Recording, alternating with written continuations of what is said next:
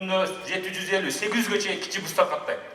Мына суукту көрдүңүздөр, суукта көпчүлүктө машина келбей калат, автобус келбей калат. Ошон үчүн биз ошону чечиш үчүн азыр GPS навигатор деп бүт ушул автобустарга, троллейбустарга, маршруткаларга коюп атабыз. Сиздер мына WhatsApp телефонуңуздарга WhatsAppты көчүргөндөй эле ошол бас сервис деген бир приложение иштеп чыктык. Канча мүнөттө үйүңүздүн алдыңыздан маршрут өтөт. Канча мүнөттө сиз турган аялдамага автобус келет, бүт баары чыгып турат. Мындан эң жакшы нерсе. Мындан сырткары дагы жакшы жери, бизде билебиз, кээде маршруткалар алты болгондо үйүн сагынып качып кетип калат линиядан. Ошон үчүн кетпеш үчүн 8-9га чейин катташ үчүн биз GPS коюп, көзөмөлдөп, аны сиздер дагы бир мезгилде телефондон карап турсаңыздар болот, жетекчилик дагы карап турса болот. Мына ошол жөн менен Кудай буйрса биз маршрутка маселесин 2022-жылы быйыл толук чечебиз. Ана мындан сырткары, мына билесиздер, сигналдуу машиналар бар, тазалыктын. Кээде толук көчөлөргө кирбей кетип калат. Жолдун башынан кирип туруп кээде кетип калат, кээде толук кирет, аны биз толук билбей калабыз. Ошон үчүн биз сигналдык машина, мусор алган машиналарга чейин коюп атабыз. Мындан кийин сиздер кайсы күнү, кайсы саатта көчөңүзгө сигналдуу мусор алган машина келет, ошону телефон аркылуу көрүп турасыздар. Бул аябай бир сиздерге мэрибиздин демилгеси менен ишке ашып аткан жакшы бир долбоор. Мына бас сервисдер, мына кийинки коюп берсеңиздер, буга чейинкиси.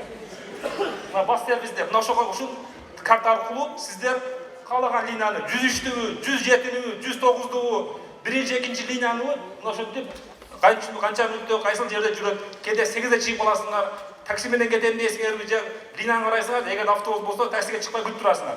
Ушу менен үйгө барасыңар.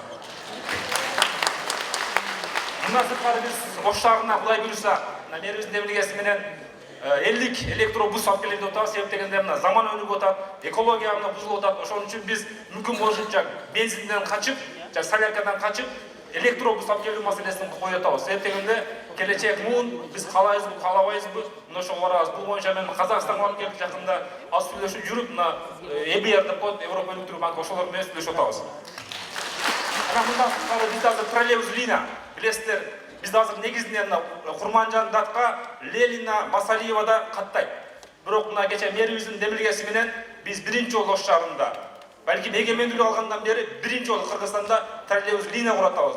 Бул западный часть мына кооператив менен Актилекке чейин троллейбус линия Кудай буйрса болсо, бул троллейбустун жакшы жери бензин деп эткен, ошол ысык сууга карабастан анандай экономдуу жакшы элдерге шарт. Ошон үчүн Кудай буйрса 20 троллейбус жана ошол кооперативдин Араманскийден баштап Актилек кичине районуна чейин линия тартуу маселесин коюп атабыз. Эми таза суу маселеси. Бул чындап таза суу аябай көйгөйлүү маселе. Тилек каршы Кыргызстанда дүйнөдө бир гана эки шаар бар, ачыктан суу ичкен. Бул Азербайжандагы Баку шаары жана Ош шаары.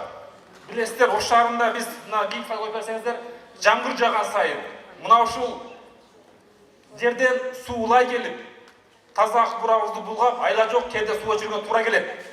Буга чейин 2-3 жол долбоор болуп, тилек каршы, алар ишке ашпай калды.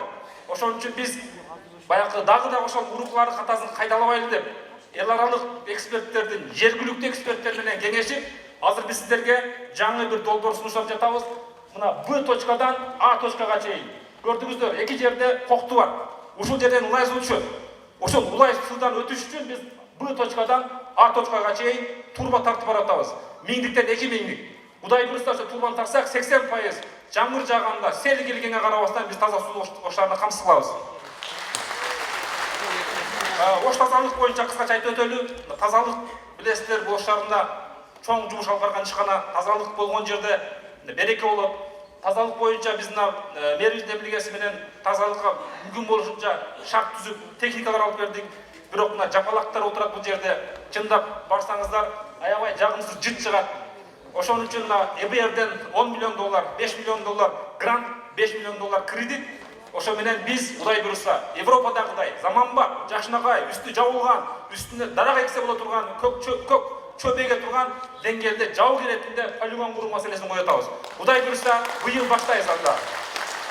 Бул 25 гектар ушул жерге Кудай буйрса баштаса 40 жылга менимче кызмат кылып берет деп ниет кылып атабыз.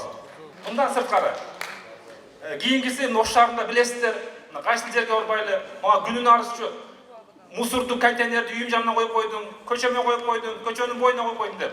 Ошонун бир чечим жакшы жолун таптык. Мына мэрибиздин демилгеси менен кече түрктөр менен сүйлөштүк. Мындан кийин Кудай буйрса быйылкы 10 пилоттук негизде биз азыр баштап атабыз. Мусордук контейнерлерди жердин түбүндө чүрөбүз. Мына көрүп атасыздар. Ошондо жанакы маселе болбойт. Үйүм жанына коюп койдум, жыттанып атат деген. Бул көрт дагы берет, экологиялык да таза. Ошон үчүн Кудай буйрса быйыл мэрибиз 10 миллион сом бөлүп берди. Ош шаарында 10 жерине Кудай буйрса июнь айынан баштап курабыз. Камераны көрүп бул не деп атасыңар? Силер бизди тартып бересиңер, биз да силерди тартайлы деп атабыз. Себеп дегенде эми тамаша иретинде, бирок ачык айтыш керек. Биз ошого барышыбыз керек. Каалайбызбы, каалабайбызбы? Чындык ачуу болот. Кээде контейнер коюп койсоң, контейнердин таштабастан контейнерге таштагандан зеригип, контейнердин жанына мусор тастайт. Кээде жолдун боюна таштап кетет. Ошолорду бир кишине тартипке чакырайлы деп, Ош шаарына бүгүн 28 жерге камера койдук. Кудай буйрса дагы коебуз. Этияттуу болгула. Анан эми мына быйыл билесиздер, президентибиз Садыр Жапаровдун демилгеси менен Жашыл мурас деген улуттук программа ишке ашыртат. Ошол менен биз балким сыймыктанып койсоңор болот. Бир күндө Өзбекстандан мэрибиз суранып, жанакы достук иретинде бизге 10 000 топ полойна бекер берди. Ошон сиздер жардамыңыздар менен бир күндө 10 000 туп бектик. Мындай айтканда Кыргызстанда рекорд койдук. Анан Кудай буйрса быйыл дагы көрктөндүрүү маселеси боюнча биз мына 1,5 миллион туп гүл экебиз. Бирок ушул жерде биз айтып коеюн. Гүлгө койсоңуз, могу жерде жаш кыздар турат. Биз гүл экебиз, бирок жигиттер кээде жул кетип кыздарына белек өрүп атат.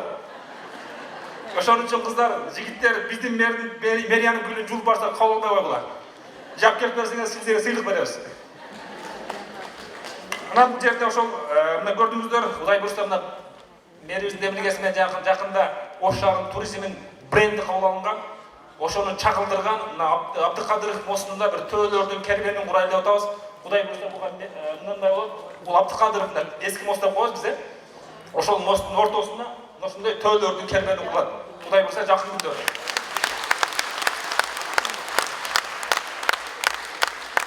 Анан эми негизинен могу жерде түнкү жарык боюнча Ош шаарында Кудайга шүгүр жарык маселеси дээрлик чечилип калды. Биз жалпысынан 20 000 түнкү жарык столбарын коюп чыктык. Дагы эстетип чыксак 6 000 дана калыптыр. Биз ушуну бир 2 жылга план кылтабыз, 3 000 Кудай буйрса 2025 жылга барып туруп, биз Ош шаарын 100% түнкү жарык менен камсыз кылабыз. Анан бул жерде көрүп атасыздар, Ош шаарында көп кабаттуу үйлөрдү быйыл фасадтарын оңдоо боюнча жакшы демилге башталдык. Мына ачык айтыш керек, билесиздер, бизде быйыл кошумча каражат деген жакшы түшүнүк бар. Ошо менен МШКбыз жакшы үйдүн сырттарын фасадын баштады. Урматтуу дамкомдор, урматтуу бийик кабаттуу үйдө жашаган жашоочулар, мен убакыттан баары силерге кайрылам. Эгерде сиздер дагы ушул үйүңүздөрдүн сыртында кооз кылып, жакшынакай кылам десеңиздер, ошондой жакшынакай короп, допост деп турат бул жерде. Мурункусу кийинки сабагы. Той кылсаңыздар да Куданы уябай чакыра турган үй кылып беребиз. Анан эми Санарип аймак боюнча акыркысы. Санарип аймак боюнча биз мына мэрибиздин тапшырмасы менен президентибизден билесиздер, июнь айына барып кагаз иштетүүнү, кагаз менен иш жүргүзүүнү токтотуу маселесин койгон. Ошонун аракетинде биз азыр квартал комитеттер менен, аймактык башкармалыктар менен биз мындан кийин справканы кагаз иретинде эмес, электрондук берүү маселесин коюп атабыз. Жашаган жеринен, состав семья, бүт ошол баягы эмне документ болсо квартал комитеттер ошолорду бир электрондук типке өткөрөлү деген оюбуз болуп атат. Анан эми кошумча каражат боюнча мына мэрибиз айтып өттү. Мурун буга чейин 70-30 болчу. Быйылкыдан баштап мэрибиз 50-50 кылды.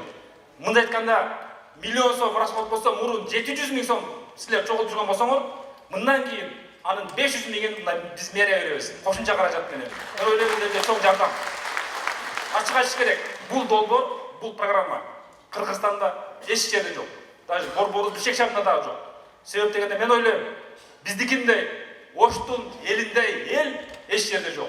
Балким ошон үчүн бүгүн ушул болот. Менде кысача ошол көңіл құрғаныңыздан чоң рахмат. Тұтқан оразаңыздар қабыл болсын. Дуа қылып тұрыңыздар. Чоң рахмат.